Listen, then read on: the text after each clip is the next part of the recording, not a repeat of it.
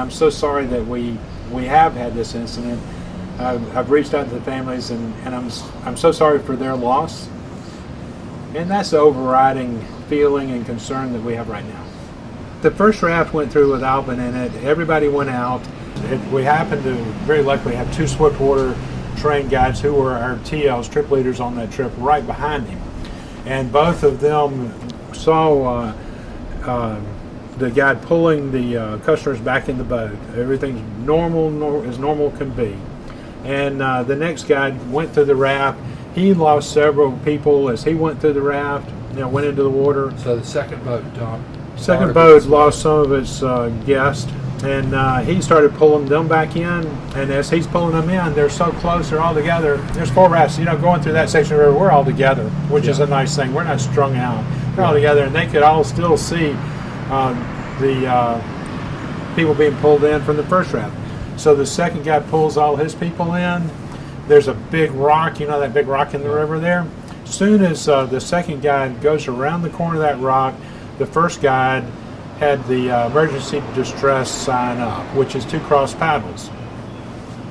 Now when that sign is up, that means that's the signal that this raft needs assistance. And luckily we had 2 Swiftwater trained guides, 2 of our very best guides that we've ever had. You just don't get better than these kids. And they were right behind, and they immediately went straight to give assistance. The first raft with Alvin in it, immediately our guide did the proper thing. He gave the signal. He started immediately to shore, which is what he should do. We had guests in the raft that happened to be in their mind. I don't know what they were, but they felt comfortable in administering CPR, which is also a normal thing. That's what you should do. And they started in the raft. Now that scenario is very difficult. It's very difficult, I would say, to give assistance on a river in a raft. Because part of CPR is having a tough. Yes, it's tough, but you do what you can do, and it was right of them to do that. That's the right thing to do. Everybody did the right thing. So 2 customers were giving. 2 or 3 were assisting him, and they got to the shore.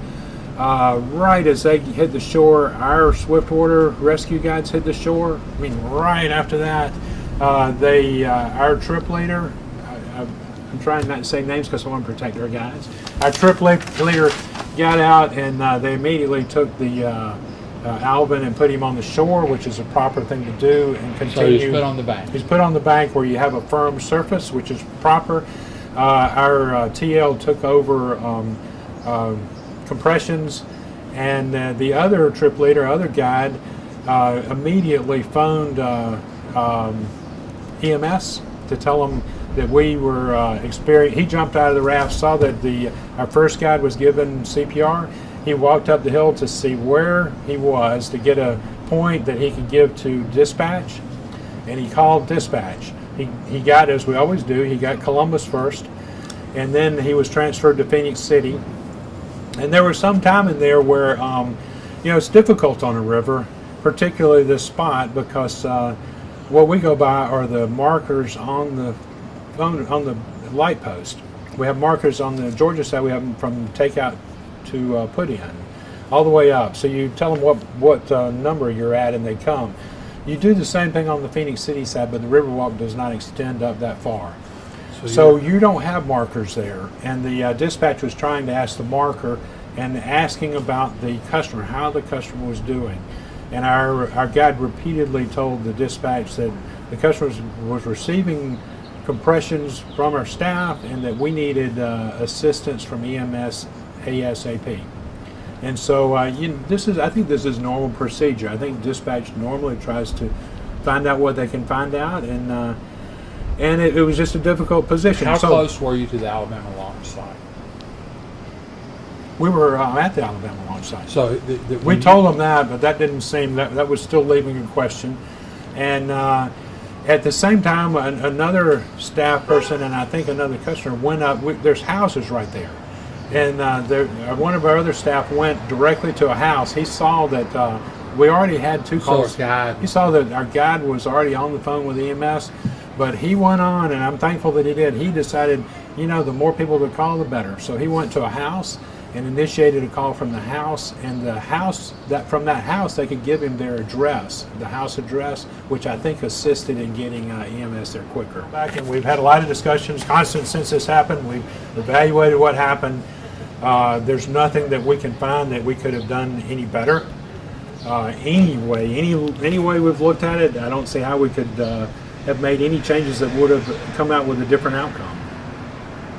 This is the safest river that we run. This has been 38 years, and this is where we had the accident, the first accident we've ever had. Yeah, that's not what I expected. I didn't expect it to happen on a rapid like Ambush, because Ambush is pretty straightforward, easygoing, rapid. But that rapid is it's a pretty clean rapid as they go. It's pretty benign.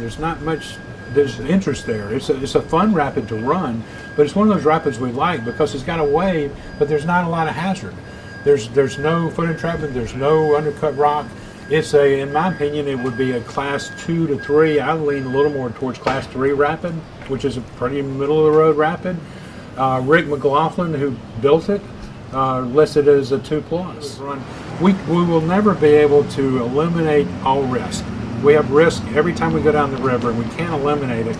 We can't eliminate when we get in our cars and drive to work. And so we'll never be able to eliminate all the risk on the river. We can minimize it, and I want to minimize it to the fullest extent that we can do. And we work on that every single day. We train every day, we work every day, we talk every day, we evaluate every day to see how we can do this better.